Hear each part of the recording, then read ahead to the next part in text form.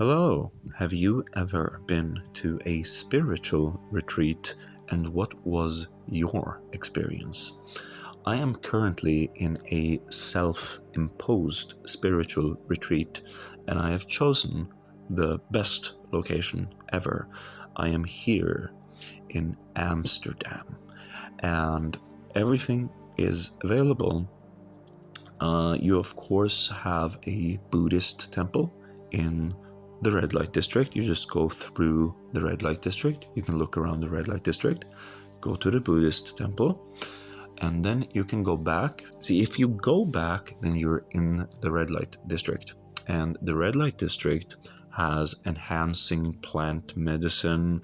It has a museum. It has Oda Kirk, the oldest building. It has yoginis. It has what anyone who wants to seriously practice needs. And Amsterdam just looks nice, you know? So when you do that, I'm sure that Jitumu will come right to you, right? And so you will experience the effects. And this is what is fun with a spiritual retreat, to see some things and have a little experience out of the ordinary. We of course have to keep the big picture, the long road ahead in mind. But for now, I think it's good to, stop up a little bit and enjoy life. Take it like a little bit of a vacation. Of course, you have to work intensely, but if the intense work gets done, then you can have a little bit of fun. Or maybe there's a intense way of working that is fun. You have to try to make your sadhana fun. Then it gets done. And that's what I figured out. You see, willpower alone can only take you that far. You're on a limited budget, you're on a limited resource. But if you make it fun and you make it a habit, you can use your willpower.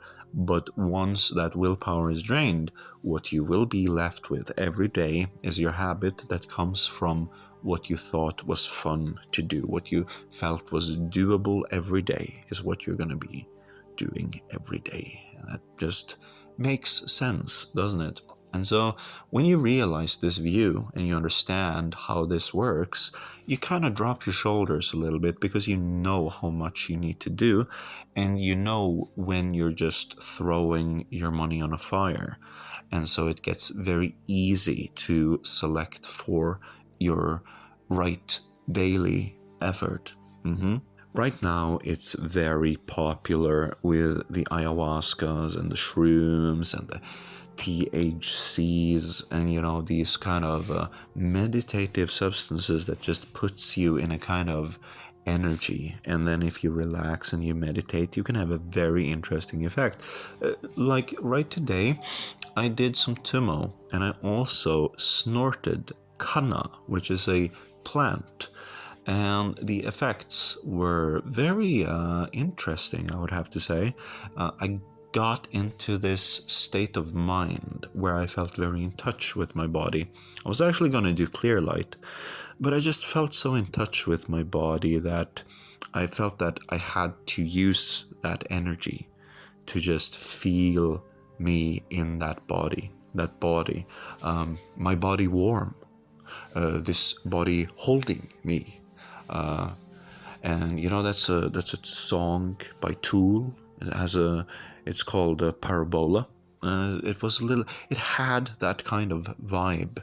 And then there are also other practices that can help you see rooms and really get you in touch with those low chakra manifestation energies that kind of solidify your vision of how things are ideally the best, what's the best way to work, and to gain access to these cool experiences. One time I could look in the mirror and I could see the chakras inside my body, and I also could see the chakras outside my body. And inside my body I had the Tibetans, and outside of my body I had more typical Hindu system chakras.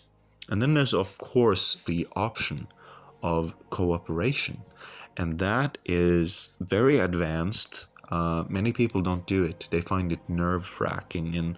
and they find it hard to perform. There's a lot of intimacy in working with, basically your spirituality with somebody else. So it's definitely a very advanced practice, but it is, I have to tell you, it is an option that is readily available to you in Amsterdam. And it can be very beneficial, and I've felt the effects of this practice, and it's very blissful, it's very pleasurable, but there's a initial hurdle of the approach and one's expectations that can make one very nervous, and they're hard. They're a little bit hard to get past. But if you understand what you can gain, the kind of cities, we call them perfection, like perfection, and it can really strengthen what is already within you. And it's also the combination of this when you're in Amsterdam, and it's that you can take it at your own pace. See, if you had been to a Peruvian retreat, which I have done as well, that's really, really nice. But you're not taking it at your own pace. You're on a schedule. You are always on the clock, you could say. Even if you do, say, mushrooms alone in Amsterdam, you do the magic truffles, even then you are on borrowed time. That energy comes, and you might say, oh, I find it to be a bit scary. Well, try to relax, try to enjoy the light, because it goes away. So enjoy the lights.